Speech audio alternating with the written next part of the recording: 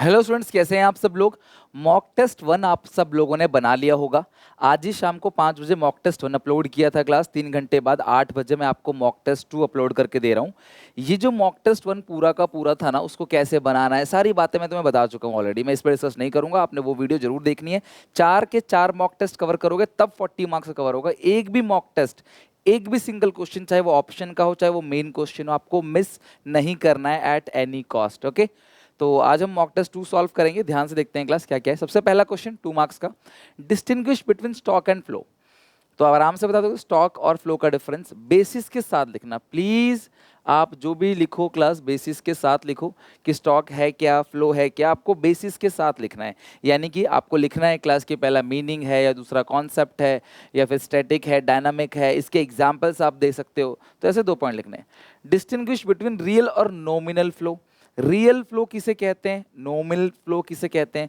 आप इसका real flow को बोलते हो फिजिकल फ्लो और नॉमिनल फ्लो को बोलते हो मनी फ्लो। इसमें गुड्स एंड सर्विसेज कंट्री की जीडीपी को मेजर किया जाता है, इसमें मनी सप्लाई को मेजर किया जाता है। और आप पॉइंट लिख सकते हो कि रियल फ्लो में पहले तो मीनिंग लिख देना, एक तो क्लास पहले मीनिंग लिख देना कि रियल फ्लो में, वहाँ भी क्लास जैसे मीनिंग था यहाँ भी मीनिंग। फिर आप फ्लो लिख देना कि फ्लो कैसे होता है, इसके एग्जाम्पल आप लिख सकते हो, है ना। अदर नेम लिख सकते हो, अदर नेम। तो कोई भी 2 पॉइंट आप लिख देना, 2 नंबर का है, 2 पॉइंट आप लिखोगे तो सफिशिएंट है। पहला क्वेश्चन 2 मार्क्स का, बहुत इजी है। Second, complete the following table. Table तुम्हें न्यूमेरिकल का भी आ सकता है और ये ऑप्शन भी आ सकता है। तो बेहतर है कि अगर ये ऑप्शन वाला करोगे तो मेरे हिसाब से ज़्यादा कम समय लगेगा एज कम्पेयर टू टेबल वाला। मैंने तुम्हें दे दिया क्लास कि मुझे तुम्हें सब कुछ सिखाना था, तो मैंने यहाँ पे तुम्हें दे दिया है। हालांकि अगर मैं इसका बना के दिखाऊँ आपको, तो ये एस है क्लास और आपको एम पी सी निकालना है। तो सबसे पहले आपको सी निकालना पड़ेगा। इसके लिए सी के बाद आपको निकालना पड़ेगा डेल्टा सी, और फिर आपके पास वाई तो है ही क्लास, यहाँ पे इसको वाई ही बोलते हैं। फिर आप निकालोगे डेल्टा वाई। फिर एम पी सी का फॉर्मूला है delta C upon delta Y. तो काफ़ी सारी कैलकुलेशन है। रेदर देन ये क्वेश्चन बहुत सिंपल है, आप इसे बना सकते हो, इसमें बहुत कम कैलकुलेशन है। खैर अब हम बना के देख लेते हैं। 0 माइनस, तो ये क्लास सी आएगा 20। यहाँ पे 50 minus -10 60, 100 minus 0 100, 150 minus 130 it's 120, 200 minus 60 it's 140। अगर हम डेल्टा वाई की बात करें, चेंज इन वाई की, तो पहला तो ब्लैंक ही रहेगा। 50 में से 0 गया 50, 100 में से 50 गया 50, 150 में से 100 50 और 200 में से 150 50। ठीक है, ये हो गया पूरा का पूरा। अब delta C, C2 minus C1, पहला तो ब्लैंक रहेगा क्योंकि हमें ऊपर पता नहीं है कुछ। 60 में से 20 गया तो 40, और 0 भी नहीं मान सकते क्योंकि इसके ऊपर 0 हो नहीं सकता, सी कभी 0 नहीं होता। 100 में से 60 गया 40, 120 में से 20 और 140 में से 120। ठीक है, delta C upon delta Y, पहला तो ब्लैंक ही रहता है, तो 40 अपॉन 50, तो ये 0.8 आएगा। और ये फिर यहाँ भी सेम है क्लास, 40 अपॉन 50 0.8, 20 अपॉन 50 और 0.4, तो ये भी 20 अपॉन 50 0.4। खत्म, ये हो गया। अच्छा, सेकंड क्वेश्चन क्या है। इन एन इकोनॉमी सी दे रखा है क्लास आपको 200 प्लस 0.75 वाई। बेटा ये एम पी सी होता है, ध्यान रखना। M P C 0.75, M P S 0.25। C दे रखा है, वाई जो है इनकम है, इन्वेस्टमेंट दे रखा है। मैंने आपसे कहा Y equal to C plus I अगर देता है तो पूरा का पूरा सी लिख देना, 200 प्लस 0.75 वाई प्लस आई। आई कितना दे रखा है, 4000। 0.75 वाई को इधर भेज दो क्लास, तो ये आएगा Y minus 0.75 Y is equal to, ये आएगा, ये 4000 है ना, 4200 आएगा। 4000 और क्लास ये 200, 4200 आ जाएगा, राइट, 4200। अच्छा, अब ये एक वाई में से 0.75 वाई जाएगा तो 0.25 वाई इक्वल टू 4200। और इस यहाँ से हटा के डिवाइड में लिया होगा 0.25। 4200 को 0.25 से डिवाइड देते हैं, 4200 डिवाइड बाई 0.25 इट्स 16800। तो ये आ गया क्लास वाई आपका 16800। बस ये पूछा था। तो आई थिंक ये कैलकुलेशन ज़्यादा आसान है, ना कोई डिवाइड ना कोई मल्टीप्लाई, सिंपल सिंपल सी चीज़ें हैं क्लास। इतनी सारे डिवाइड नहीं है, एक ही बार डिवाइड देना है बस। बट आपकी मर्जी, आप दो में से कोई भी चूज़ कर सकते हो। ये आपको शुरू के 15 मिनट में करना है कि मुझे कौन सा ऑप्शन स्ट्रिक्टली चूज़ करना है, ताकि मुझे उन दोनों को पढ़ने में, समझने में, कौन सा आता है कौन सा नहीं, इन सब में टाइम वेस्ट ना हो, राइट। और बाकी 15 मिनट कैसे यूटिलाइज करेंगे मैं कल रात को आपको बताऊंगा ही। State the following statement true or false. Higher the value of MPC, more will the value of state बोला है, तो बस आपको ट्रू फॉल्स लिखना है। वैसे मैं बता दूं क्लास कि एमपीसी अगर बढ़ेगा तो के भी बढ़ेगा। आप एग्जांपल देके सिंपल सिंपल प्रूव कर सकते हो। एमपीसी 0.5 और 0.9 और के जो आएगा 1/MPS में सी नहीं दे रहा। अगर 0.5 है एमपीसी तो एमपीएस भी 0.5 होगा, तो क्या आएगा 2 टाइम्स। अगर एमपीसी 0.9 है तो एमपीएस 0.1 होगा, या आएगा 10 टाइम्स। तो अगर देखोगे तो एमपीसी भी बढ़ रहा है, के भी बढ़ रहा है, so hence there is direct relationship between MPC and के, बट तुमको स्टेट पूछा है तो तुम्हें रीजन देने की जरूरत नहीं है। The value of APS can never be negative, APS कभी भी नेगेटिव नहीं हो सकता, फॉल्स है यार, एपीएस नेगेटिव ही होता है, बिकॉज सेविंग जो है शुरू में नेगेटिव होता है, फिर जीरो होता है, फिर पॉजिटिव होता है, तो यहाँ पे एपीएस नेगेटिव, यहाँ एपीएस जीरो और यहाँ एपीएस पॉजिटिव। एपीएस की वैल्यू सब कुछ हो सकती है, एपीएस की वैल्यू सब कुछ हो सकती है, बस एपीएस की वैल्यू 1 और 1 से बड़ी नहीं हो सकती, बाकी सब हो सकती है। Fourth question, state and discuss any two indicator that help the measuring the health infrastructure. देखो हेल्थ स्ट्रक्चर को मेजर करने के लिए कोई भी दो आपको बताना है, any discuss any two indicator that helps in measuring the health status of a country. तो सबसे पहला क्या हो सकता है, दिमाग लगाओ कि किसी भी कंट्री का हेल्थ इंफ्रास्ट्रक्चर, हेल्थ सेक्टर अच्छा है या बुरा है, उस चीज़ को मेजर करने के लिए, उस चीज़ को स्टडी करने के लिए हमें दो इंडिकेटर बताना है, एनी टू। तो सबसे पहला birth rate, sorry death rate, life expectancy rate, infant mortality rate या मॉर्बिडी रेट या मेटरनल मॉर्टेलिटी रेट, ठीक है। मॉर्बिडी तो वही डेथ रेट है, हटा दो। Maternal mortality rate, maternal mortality rate का मतलब क्या है, ड्यूरिंग चाइल्ड बर्थ कितने मदर्स की डेथ हो जाती है 1 लाख में से, 10 लाख में से, सॉरी, फिर 1 लाख में से कितने, मतलब कि सॉरी 1 लाख में से, 10 लाख नहीं 1 लाख में से बच्चे जो है ना इन्फेंट, उनका है क्लास 1000 में से, राइट। तो ये तुम्हें ध्यान रखना है। इसके अलावा कंपेयर एंड कोई भी आपको दो लिख के एक्सप्लेन कर देना, जो वैसे मेरे हिसाब से आप लाइफ एक्सपेक्टेंसी डालोगे, आप डेथ रेट डालोगे, इन्फेंट मॉर्टेलिटी रेट डालोगे, that is better, that will be better.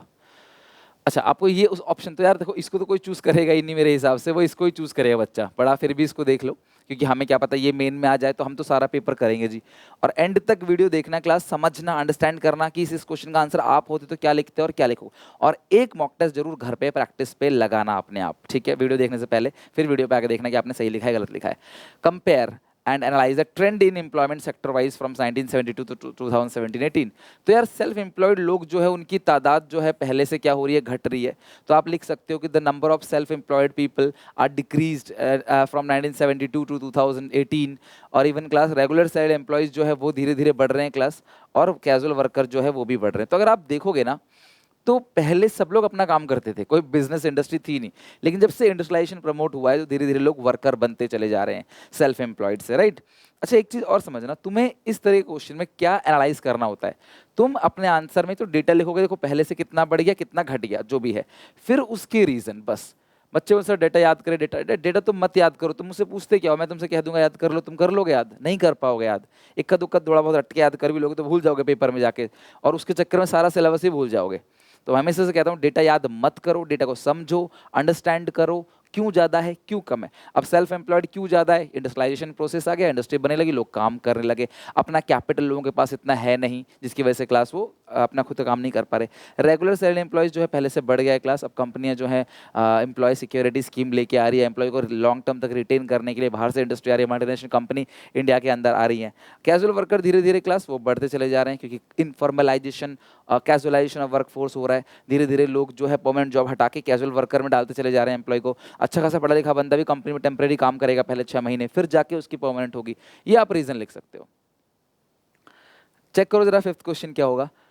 Development of infrastructure facility helps to reduce the unemployment. मैंने आपसे कहा था कि इंफ्रास्ट्रक्चर का इंपॉर्टेंस आएगा, इंफ्रास्ट्रक्चर के बेनिफिट क्या है। तो ये कहते हैं सिंपल सी बात है, इंफ्रास्ट्रक्चर अच्छा होगा तो एम्प्लॉयमेंट मिल पाएगा। क्या ये बात सही है या अनएम्प्लॉयमेंट को कम करता है? अच्छा इंफ्रास्ट्रक्चर होगा तो क्या बेरोजगारी कम होगी? यस। अगर अच्छा इंफ्रास्ट्रक्चर नहीं होगा तो बेरोजगारी बढ़ जाएगी।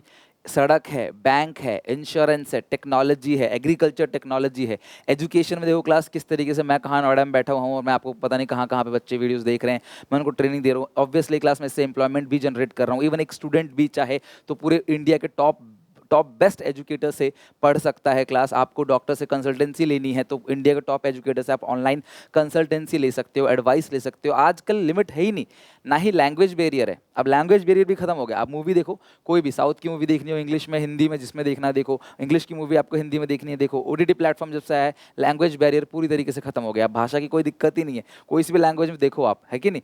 तो यही सब चीज़ें क्लास में समझाना चाह रहा हूँ कि इंफ्रास्ट्रक्चर के आने से हमें मौका मिलता है, अवसर मिलता है काम करने का। आज ट्रांसपोर्टेशन इतना अच्छा है, इंस्टेंट डिलीवरी होती है, रोड सड़क इतनी अच्छी है क्लास, आज टेक्नोलॉजी इतनी अच्छी है क्लास कि आराम से तुरंत ही आप कुछ ऑनलाइन मंगाते हो क्लास, 10 मिनट 15 मिनट आधे घंटे के अंदर आपके घर तक वो चीज़ें पहुंच जाती है। तो लोगों को काम मिल रहा है। तो इंफ्रास्ट्रक्चर होगा तो लोगों को काम, सड़क होगी तभी तो मैं ऑटो ऑटो चलाऊंगा, गाड़ी चलाऊंगा, रिक्शा चलाऊंगा। सड़क ही नहीं है तो मैं क्या काम करूंगा, मेरी ये जॉब भी चली गई। मैं एग्जाम्पल दे रहा हूँ कि अगर इंफ्रास्ट्रक्चर होगा तो हमें कुछ ना कुछ काम करने का मौका मिल जाएगा। तो बस आपको उसका आपको लिखना है क्लास कि किस तरीके से इंफ्रास्ट्रक्चर एम्प्लॉयमेंट को प्रमोट करता है विद अ स्वीट एग्जाम्पल। खत्म। 2 नंबर का ही तो है, कौन से बड़ी लंबी चौड़ी कहानी लिखनी है, आराम से 7-8 लाइन लिख दो, 10 लाइन लिख दो, बहुत है।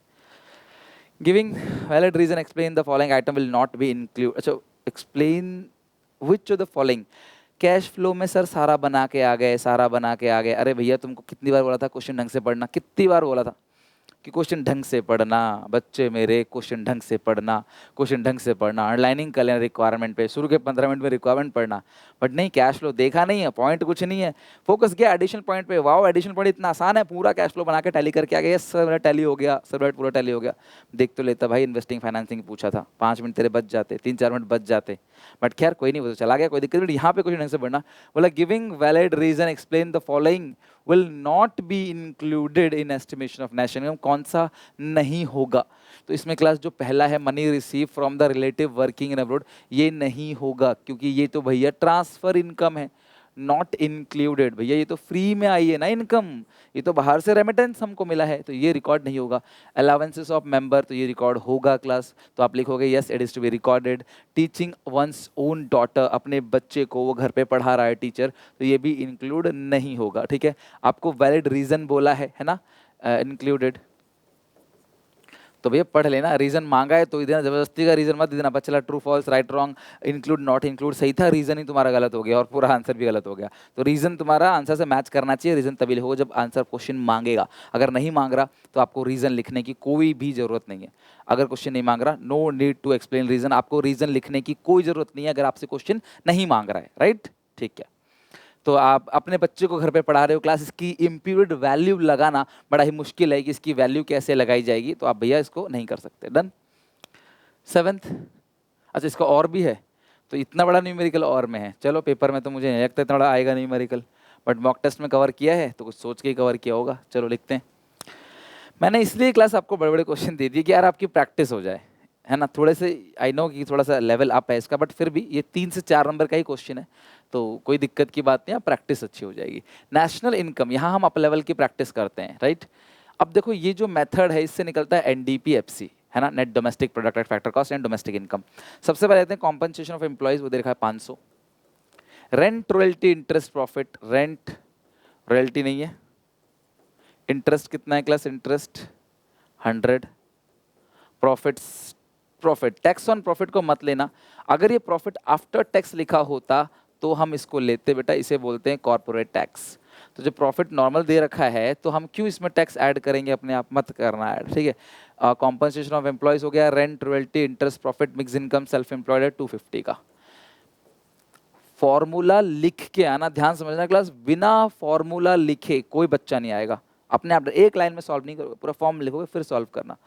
तो आपका एनडीपीएफसी आ जाएगा, कितना आया जोड़ते हैं, 580, 680, 600, 200, 800, 200, 1000, 1100, 1130, 20 पता नहीं कितना रहा है, जोड़ लेते हैं यार, 210, 250, 1140, तो ये आ गया 1140। ये एनडीपीएफसी, पूछा क्या है एनएनपीएफसी, निकालना क्या है एनएनपीएफसी, गिवन क्या है एनडीपीएफसी। तो डोमेस्टिक से नेशनल में जाने के लिए प्लस एनएफआई और कुछ नहीं, तो 1140 plus net factor income, net factor income from, पूरा पढ़ना, कई बार 2 लिखा रहता है ना, आप नहीं पढ़ते तो, -20। सर अगर 2 लिखा होता तो, यही पूछना चाह रहे हो ना, तो ये -20 नहीं, मुझे +20 दिखता। फिर ये इस साइन को चेंज नहीं करना जो यहाँ पे, इसको चेंज करना है। अगर ये 2 लिखा है तो इसको चेंज कर दो आप, 1140 और -20, तो ये आ गया 1120। एक बार देख लेना क्लास, मैंने कुछ स्किप ना कर दिया हो, कुछ करा हो तो ऐसा आप ठीक कर लेना। एनडीपीएफसी निकल गया इनकम मेथड से, rent royalty interest profit plus compensation of employees. अब देखो तुम्हें कॉम्पनसेशन ऑफ एम्प्लॉइज पूरा का पूरा 500 दिया है, तो तुम्हें ये एम्प्लॉइज का कंट्रीब्यूशन, एम्प्लॉयर का कंट्रीब्यूशन, इससे तुम्हें कोई भी लेना देना नहीं है। एम्प्लॉयर कंट्रीब्यूशन क्या मतलब है भैया, हमें सीधा कॉम्पनसेशन ऑफ एम्प्लॉइज दिया। अगर वेजेस सैलरी दिया होता तो मैं इस एम्प्लॉयर कंट्रीब्यूशन लेता है, एम्प्लॉय तो कहीं आएगा ही नहीं वैसे भी। डन। प्रॉफिट आफ्टर टैक्स होता तो टैक्स ऐड करता मैं, what are the way by which government can improve the effectiveness of health care programme India? सरकार हमारे कंट्री के हेल्थ केयर प्रोग्राम को किस तरीके से बेहतर बना सकती है, बताओ। आपको सलाह देनी है सरकार को कि सरकार हमारा जो हेल्थ केयर प्रोग्राम है उसको कैसे स्ट्रॉन्ग बना सकती है। आप कोई भी रीजन आप दे सकते हो, 3 नंबर का है तो आई सजेस्ट कि आप 3 ही रीजन देना, ज़्यादा देने की जरूरत नहीं है। तो ये बहुत ही सिंपल सा क्वेश्चन है क्लास, इसका आंसर मुझे नहीं लगता किसी बच्चे को ना पता हो कि हमारे स्कूल के जो हमारे देश के जो हॉस्पिटल्स हैं, हमारे देश का जो मेडिकल इंफ्रास्ट्रक्चर है, हमारे देश के जो प्राइवेट हॉस्पिटल्स हैं, जो गवर्नमेंट हॉस्पिटल्स हैं, जो हॉस्पिटल रूरल एरिया में हैं, जो हॉस्पिटल अर्बन एरिया में हैं, उन सब में क्या क्या सुधार की ज़रूरत है जिससे हमारा हेल्थ इंफ्रास्ट्रक्चर और बेहतर हो जाए और स्ट्रॉन्ग हो जाए। तो मुझे नहीं लगता इसका आंसर मुझे लिखवाने की ज़रूरत है। आप सब लोग कॉमेंट में जाओ और सब लोग कॉमेंट में क्लास एनी 3 हर एक बच्चा हेडिंग डालो क्लास की सर का क्वेश्चन नंबर 7 का आंसर 3 हेडिंग डालो, उसको अपने आप बना के लिखना है। तो जाओ सब बच्चे, यहीं से आपको सारा का सारा आंसर मिल जाएगा। इतने सारे बच्चों ने अलग अलग पॉइंट लिखे होंगे, कोई भी बेस्ट 3 पॉइंट आपको चूज कर पेपर लिखना है। हेल्थ से क्वेश्चन पक्का आएगा। रूरल एरिया में हेल्थ फैसिलिटीज़ अवेलेबल नहीं है, रूरल एरिया में हॉस्पिटल अच्छे नहीं है, उनके पास एडवांस टेक्नोलॉजी छोड़ो, बेसिक टेस्टिंग फैसिलिटी होती है, ब्लड टेस्ट वगैरह, ये सब चीज़ें करने की सुविधा भी नहीं है। दूसरी बात, प्राइवेट हॉस्पिटल पे कोई रेगुलेशन नहीं है, अपनी मनमानी करते हैं, अपनी मनमानी चलाते हैं प्राइवेट हॉस्पिटल। आपने मूवीज़ में देखा होगा कई बार, मरे हुए इंसान तक से पैसे ले लेते हैं, दवाई लिखवाते हैं, दवाई देते नहीं, बहुत सारे और चीज़ें होती हैं क्लास, जो चीज़ नहीं करनी चाहिए वो काम करते हैं। तो आप कोई भी 3 पॉइंट लिखोगे, ठीक है। हालांकि आप लोगों को मैंने हिंट दे ही दिया। अब ये पैराग्राफ वाला क्वेश्चन है, क्वेश्चन नंबर 8 और 9 आपको पैराग्राफ दे रखा है, उसको पढ़ के समझ के आपको दोनों क्वेश्चन का आंसर देना है। इस पैराग्राफ वाले क्वेश्चन से बिल्कुल भी घबराने की जरूरत नहीं है, बिकॉज ये क्वेश्चन डायरेक्ट होते हैं, बस आपको लेकिन पढ़ना जरूरी है। और ये आप कब पढ़ोगे क्लास? शुरू के 15 मिनट में। जो शुरू के आपको 15 मिनट मिलेंगे ना क्लास, उन शुरू के 15 मिनट में क्लास आप ये पूरा का पूरा अच्छे से पढ़ लोगे, अंडरस्टैंड कर लोगे। क्या लिखा हुआ है? India and Pakistan, 2 biggest south Asian nation, started their economic journey around the same time. 1947 में ही दोनों ने इकोनॉमिक जर्नी शुरू की थी इंडिपेंडेंस के बाद। Not many know that there is a point 1960 Pakistan per capita GDP would be higher than the India. 1960 में पाकिस्तान की जीडीपी ज़्यादा थी, हालांकि मैं थोड़ा सा मानूंगा नहीं इस बात को, बट ये लिखा हुआ है पैराग्राफ में तो सही ही लिखा होगा। However, over the years India has not only surpassed Pakistan per capita GDP but taken the commanding lead on the almost every economic front. हर जगह क्लास इंडिया ने जो है पाकिस्तान से अच्छा परफॉर्म करके दिया। उसके बाद से Pakistan today is facing global criticism. भाई सीधी सी बात है, पाकिस्तान को ग्लोबल मतलब पूरे वर्ल्ड से क्रिटिसाइज किया जाता है टेरर अटैक के लिए। वहाँ पे पाकिस्तान एक घर है आतंकवादियों का, ऐसा माना जाता है। For failing to rein the class home ground, ये रहा देखो, home grown terror group, even बहुत सारे ग्रुप जो मिलते हैं क्लास, अटैक होते हैं, इन समय पाकिस्तानी लोग इन्वॉल्व होते हैं, इनकी आर्मी इन्वॉल्व होती है। Even as it class grapple with an ailing economy and mounting global debt, India बहुत ज़्यादा कर्जा भी इनके ऊपर है। On the other hand has become a global for class front runner, which recently class surpassed the UK to become the 5th largest economy in the world. The stark economic contrast between the two neighbor, ये newspaper की cutting से ली जाती है ना, तो newspaper की जो cutting होती है ना, वो थोड़ा सा टफ लैंग्वेज होता ही है, बट आप मोटा मोटा ऊपर ऊपर जो जा रहा है दिमाग में समझ लेना, तुम्हारे लेवल पे ज़्यादा टेंशन लेने की जरूरत नहीं है। Shows that Pakistan unstable government, Pakistan की गवर्नमेंट अनस्टेबल है, चाहे क्लास इमरान खान की सरकार हो, इससे जो पिछली सरकार थी, सब वो अनस्टेबल है। सरकार 5 साल टिक ही नहीं पाती। Conflicting power centres convert support to terror group को सपोर्ट करते हैं। और class involvement in global terror strike such as 26/11 Mumbai attack have bled economy. तो 26/11 तो आप सबको पता है क्लास 26/11, तो इतना मतलब भयानक वो हादसा था जो इन्होंने अंजाम दिया। From a higher per capita GDP 83.33 1960, Pakistan today lags much behind India with witnesses multi-fold rise in per capita GDP over years. From 2007, India's per capita GDP has consistently stayed higher than that's of Pakistan. Pakistan से बहुत ज़्यादा है Claas India की GDP भी। और India is today the fastest growing trillion-dollar economy in the world and 5th largest overall. According to data compiled by IMF World Economic Outlook, it jumped from 9th spot in 2010 and the 5th spot span in just 9 years. तो 5वें number पे class आ गया India. The GDP of India is almost 10 times that the Pakistan which play at the 45th position. So 10 times ज़्यादा है उससे। India's rise has been even more dramatic across past couple of years. Since 2008, India's GDP has rising almost 140% as against the increase in about 63% of. तो ये India की GDP इतनी बढ़ रही है और पाकिस्तान की सिर्फ इतनी बढ़ रही है। तो यहाँ पे काफ़ी जीडीपी का कंपैरिजन देखने को मिला, हमें देखने को मिला कि किस तरीके से क्या हो रहा है। ये दो क्वेश्चन इसी पे बेस्ड है। आप क्वेश्चन ढंग से पढ़ोगे तो आपको लिखा रहेगा question number 8 and question number 9 given between India versus Pakistan, tell of two countries, दो कंट्रीज की कहानी है एक तरीके से। ये है India Pakistan started their economic journey at the same time. देखो तुम्हें अपने आप अपनी भाषा में बना बना के लिखना है। तुम्हें क्यों किसी टीचर का लिखा हुआ आंसर चाहिए जो तुम याद करो? क्वेश्चन सेम थोड़ी रहेंगे, क्वेश्चन रहेगा ऐसा ही, पैटर्न यही रहेगा। बात को समझो, सेम ये क्वेश्चन उठ के भी आ सकता है, ऐसा नहीं कि नहीं आ सकता, रेयर केस है। लेकिन तुम्हें क्वेश्चन लिखने का तरीका सीख लेना है बस, कि इंडिया पाकिस्तान ने सेम तरीके से जर्नी स्टार्ट की, but now India is far ahead of Pakistan in the light of the statement given any two reason. आप कोई भी दो रीजन बताओ जिसकी वजह से इंडिया पाकिस्तान से आगे निकल गया इन डिकेड्स में।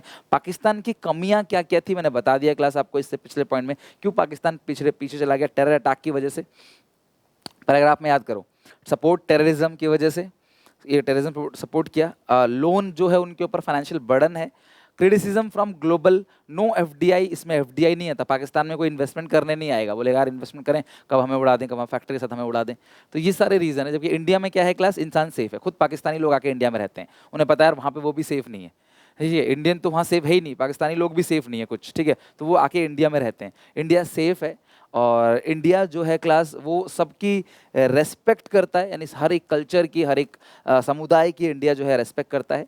और दूसरी बात है क्लास, इंडिया की जो इकोनॉमी है, इंडिया की इकोनॉमी ग्रोइंग इकोनॉमी ऐसी कि हमारा पॉलिटिकल स्टेबल है। आप कंपेयर करके दिखाओ, उनकी पॉलिटिकल इंस्टेबिलिटी है, हमारी पॉलिटिकल स्टेबिलिटी है। और हमारा मेन फोकस टेररिज्म को प्रमोट करना या कश्मीर का जो मुद्दा है ये नहीं है। हमारी कंट्री ग्लोबल पैरामीटर पे खर्च कर रही है क्लास, एजुकेशन पे और ये क्लास इंफ्रास्ट्रक्चर पे, इंडस्ट्रियलाइजेशन पे। इवन हमारी कंट्री पूरे वर्ल्ड में जाके मोदी जी जा जाके क्लास पहचान बना रहे हैं पूरे वर्ल्ड में, कहीं ना कहीं क्लास ये एक रेपुटेशन बनाता है एक कंट्री की, तो बाहर पूरे वर्ल्ड के सामने। ऐसे बहुत सारे पॉइंट्स हैं, आप कोई भी दो पॉइंट लिख सकते हो। आप सोशल मीडिया पे एक्टिव रहते हो, you have many class recent points, तो आप इसे लिख सकते हो आसानी से, ठीक है। रीजन मैंने आपको बता दिया। कंपेयर एंड एनालाइज, और तुम्हारा आंसर बिल्कुल सही होगा। 10 लोगों ने भी अलग अलग लिखा होगा ना, उनका आंसर सही होगा, क्योंकि ये क्लास ये चीज़ सीबीएसई हटा रहा है, रट्टाफिकेशन वगैरह हट गया है। अब तुम्हें रट्टा नहीं मारना है, तुम्हें अपने अंडरस्टैंडिंग से आंसर लिखना है कि तुम कितना जानते हो, तुम्हारे दिमाग में कितना घुसा हुआ है। Compare analyse the India Pakistan economy in terms of GDP growth. तो आपको जीडीपी की ग्रोथ में, यानी कि दो कंट्री का जो जीडीपी ग्रोथ है, तो देखो पहले से आपको पता है कि इंडिया का जो जीडीपी ग्रोथ है 5.7 से बढ़कर लगभग 6.3% इंडिया का जो जीडीपी ग्रोथ रेट है। जबकि पाकिस्तान का जो जीडीपी ग्रोथ रेट है वो क्या हो गया, डाउन हो गया। अगर आप देखो पाकिस्तान का जो जीडीपी ग्रोथ रेट है वो 6.3 से लेकर लगभग 1% 5.3 तक डाउन हुआ है, जबकि इंडिया का जीडीपी ग्रोथ रेट बढ़ा है। लेकिन अगर आप अपना डाटा ना लेना चाहो, ठीक है, अपना डेटा नहीं लेना चाहते आप, चाहते इनसे लिखना, तो आप यहाँ देख सकते हो कि आप लाइन में सीधे लिख सकते हो कि जीडीपी इंडिया जो है लगभग 10 टाइम्स है पाकिस्तान की जीडीपी की, और India has been even more dramatic across. अब तो 140% ग्रोथ रेट है, मतलब 5.7 से 7.3, 5.7 से 7.3, आप देख लें अपनी बुक में ये डेटा लिखा होगा, 7.3 तक बढ़ गया। अब इंडिया का जो जीडीपी है 80 से लेकर क्लास अब 17-18 तक की बता रहा हूँ, 80 से लेकर 17-18 तक 5.7 से 7.3 इतना ग्रोथ रेट हो गया। तो आपने जो डेटा अपनी बुक से पढ़ा हो आप वो भी याद कर सकते हो, और अगर आप चाहो तो वो डेटा याद कर सकते हो, वो डेटा लिख सकते हो जो इसमें है। लाइक 6.3 से पाकिस्तान का घटी कितना हो गया 5.3, तो ये डेटा आप ऐसा चार्ट बना के इंडिया पाकिस्तान का लिख सकते हो ग्रोथ रेट। तो ये आंसर ऐसे लिखना है, अपनी मर्जी से लिखना है। Explain to non monetary exchanges impact use of gross domestic product as a index of economic welfare. तो देखो explain how non monetary exchange impact use of GDP as an index of. देखो नॉन मॉनेटरी एक्सचेंजेस का मतलब क्या है, barter system. मैंने आपको बताया रखा है क्लास अच्छे से कि जो मैंने बता रखा है क्लास की जो ये वाला पॉइंट है ना, जीडीपी एज वेलफेयर, उसके जो लिमिटेशन, उसके एक्सेप्शंस हैं, उसमें से ये पॉइंट बहुत इंपॉर्टेंट है। तो जीडीपी वेलफेयर का एक्सेप्शन क्या है, बार्टर सिस्टम एक्सचेंज। तो आप ये बता सकते हो कि आज भी बार्टर सिस्टम पूरी तरीके से खत्म नहीं हुआ है। आज भी रूरल एरिया में किसानों को अनाज दिया जाता है पैसे की जगह पे, बट हम उसको जीडीपी में रिकॉर्ड कैसे करें। सामान के बदले सामान आज भी चलता है। आप ये घर के बाहर देखो, जूते वूते लेने वाले आते होंगे पुराने, आपको कप दे के जाते होंगे, आप आइसक्रीम लेते हो। गांव में तो बुढ़िया के बाल से भी आइसक्रीम जो है या सोन पापड़ी वगैरह जो है वो बच्चे ले लेते हैं। रूरल एरिया में होता है, अर्बन एरिया में तो शौक लगेगा, अच्छा ऐसा भी होता है, अच्छा ऐसा हमें तो नहीं पता था यार। हम तो सीधे गोपाला में जाके आइसक्रीम खाते थे, हमें तो नहीं पता। लेकिन क्लास रूरल एरिया में अभी भी ऐसे ही होता है क्लास। आप जो है रद्दी रद्दी वाला आता है ना, रद्दी वाला लेके आपको आम, इमली और या तो पैसे दे देगा या कुछ भी। पैसे देगा तो बात अलग है, बट अगर सामान के बदले सामान दिया तो आप इसे जीडीपी में कैसे रिकॉर्ड करोगे? जबकि जीडीपी का खुद ही फॉर्मूला क्या है? Sales plus change in stock minus IC. भैया sales plus change stock minus IC, तो अब ये sales plus change stock minus IC, तो ये जो सेल्स है ये सेल्स आएगी कैसे जब मनी वैल्यू है ही नहीं? तो इसलिए क्लास से जीडीपी अंडर एस्टिमेट या ओवर एस्टिमेट कर सकता है। ये जीडीपी रिलायबल और भरोसेमंद नहीं है। Right, next, explain the concept of deflation gap. मैं कई बार बता चुका हूँ क्लास कि ये कॉन्सेप्ट पेपर में आएगा। डिफ्लेशनरी गैप को पूरा बना के आपको दिखाना पड़ेगा। ASAD डिफ्लेशन गैप, ये इक्विलिब्रियम है और क्लास ये फुल एम्प्लॉयमेंट है। फिर AD नीचे की तरफ आ गया, ये AD डैश, दोनों AD के जो बीच का गैप है वो डिफ्लेशन गैप है, E डैश है, ये अंडर एम्प्लॉयमेंट इक्विलिब्रियम है। राइट, तो ये डायग्राम आपको बना के दिखाना पड़ेगा। इकोनॉमिक्स में ध्यान रखना कि कोई भी ADAS चैप्टर से जहाँ भी मौका मिले डायग्राम का, राइट साइड में प्यारा सा अच्छा सा, ना ज़्यादा छोटा ना ज़्यादा बड़ा डायग्राम जरूर बनाना। 1-2 डायग्राम अच्छे से बना लोगे तो आपका बहुत अच्छा इंप्रेशन टीचर को मिल जाएगा। 5 नंबर के क्वेश्चन में तो जितना अच्छा कर सकते हो उतना अच्छा करो।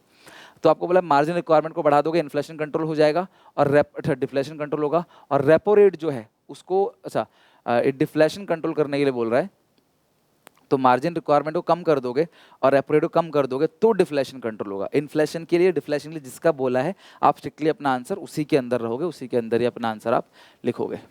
12 question, what are the strategies for sustainable development? Sustainable development की स्ट्रेटजीज क्या क्या हैं? राइट, तो कोई भी स्ट्रेटजी आप लिख सकते हो सस्टेनेबल डेवलपमेंट की। और दूसरा है state and discuss any 2 environmental concern face by India in present time. तो प्रेजेंट टाइम में तो हम लोग एयर पॉल्यूशन को झेल रहे हैं फिलहाल, तो एयर पॉल्यूशन को और ग्लोबल वार्मिंग। भाई गर्मी इतनी पड़ रही है, टीचर भी कहेगा ये बच्चे ने सही लिखा है यार, गर्मी तो बहुत हो रही है, कॉपी चेक करते हो उसे गर्मी लग रही होगी। तो स्ट्रेटजीज आपको बतानी है क्लास, लाइक हमें पब्लिक ट्रांसपोर्टेशन का यूज़ करना चाहिए, इलेक्ट्रिसिटी को वेस्ट नहीं करना चाहिए, हमें ऑर्गेनिक फार्मिंग करनी चाहिए, हमें जो क्लीनर गैस है, क्लीनर फ्यूल ऑफ एनर्जी है वो यूज़ करना चाहिए, CNG यूज़ करना चाहिए डीजल पेट्रोल की जगह, या फिर हमें LPG यूज़ करना चाहिए। कन्वेंशनल तरीका जो है, conventional source of resource energy को हटा के हमें सोलर एनर्जी है या विंड एनर्जी है उनका इस्तेमाल करना चाहिए। कितने सारे पॉइंट बता दिए, 3 है तो 3 नंबर में 3 ही लिखना।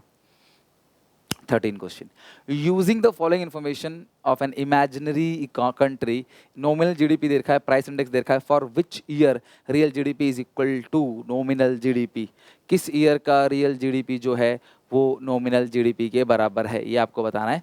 तो आप रियल जीडीपी निकाल लो। फॉर्मूला आप सबको पता है क्लास क्या होता है, मैंने आपको फॉर्मूला जो लिखवाया था वही आप उसी तरीके से बनाओ। मैंने क्या कहा था, price index is equal to nominal GDP upon real GDP into 100।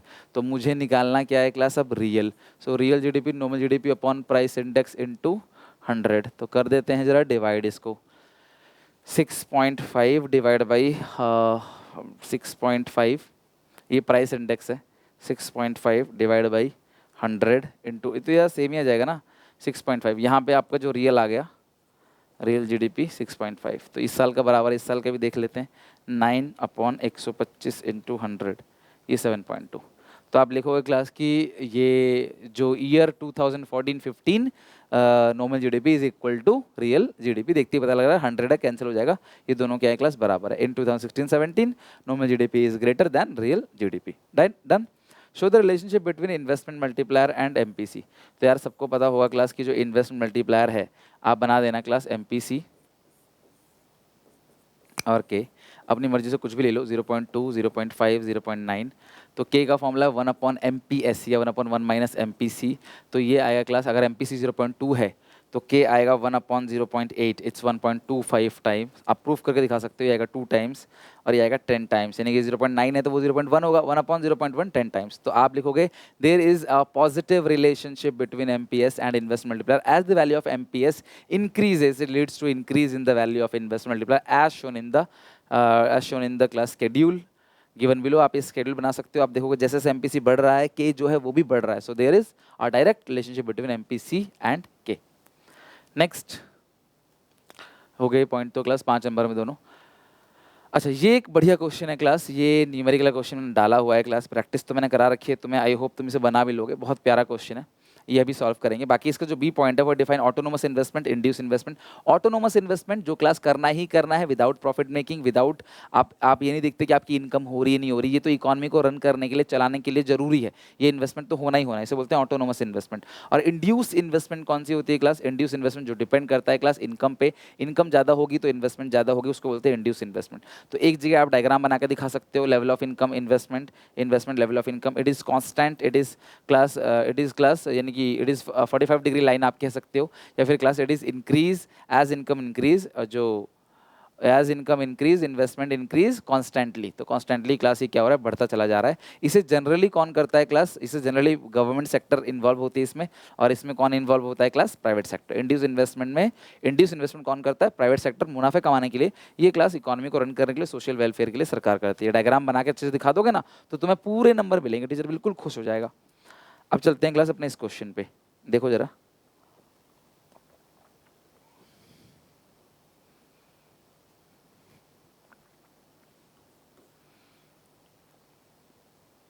Sales bye ए ने बेचे 160 का, बी ने बेचा 600 का करोड़ का। वैल्यू एडेड है दोनों का इक्वल, वैल्यू ऑफ आउटपुट है दोनों का 280, वैल्यू एडेड बाई डी का 120 है, जीडीपी एमपी 520 है। एज्यूमिंग एज इनपुट 0 है, ए ने 0 इनपुट खरीदा है। आपको वैल्यू एडेड निकालना है क्लास बी का और सी का। इनपुट की वैल्यू निकालनी है बी की और इनपुट की वैल्यू निकालनी है सी की। तो हम एक काम करते हैं, यहाँ पे यहाँ एक ऐसा बना लेते हैं, अच्छा सा बना लेते हैं। चलो ये रहा, स्केल तो है ही।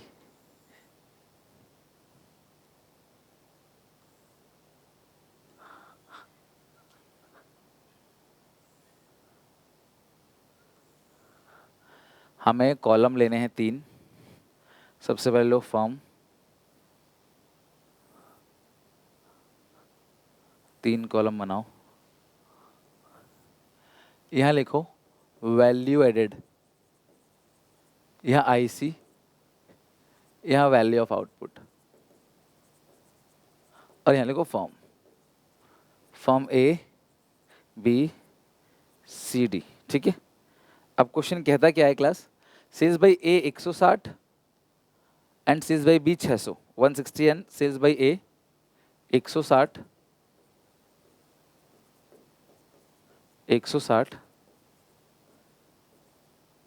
600, sales by A 160, sales by B 600। Value added जो है वो दोनों का बराबर है। वैल्यू एडेड बी और सी का बराबर है, बी का x है तो सी का भी x है। वैल्यू एडेड मतलब क्या है? Value of output minus intermediate consumption. अगर हम वैल्यू ऑफ आउटपुट से इंटरमीडिएट कंजप्शन माइनस कर देंगे तो यह आ जाएगा वैल्यू एडेड। नेक्स्ट है वैल्यू ऑफ इनपुट, सॉरी कहाँ पे था मैं, दे रहा। Value of output C and D 280, C and D का वैल्यू ऑफ आउटपुट तुम्हें दे रखा है सीधा सीधा 280। ठीक है। ए का इनपुट कॉस्ट 0 दिया हुआ था, राइट, ए का इनपुट कॉस्ट 0 दिया हुआ था। और value added by D 120, GDP 520, D का 120 वैल्यू एडेड है और टोटल जीडीपी 520। तो ये 520 तो यही होता है ना, टोटल यही होता है क्लास 520। 520 का मतलब जीडीपी एमपी आपको पूरा 520 दिया हुआ है, 520 GDP MP. GDP MP is the sum of value added. मैंने आपको बताया भी था एक बार, वैल्यू एडेड एक फर्म का होता है, एक यूनिट का होता है। जीडीपी एमपी पूरी इकोनॉमी का होता है।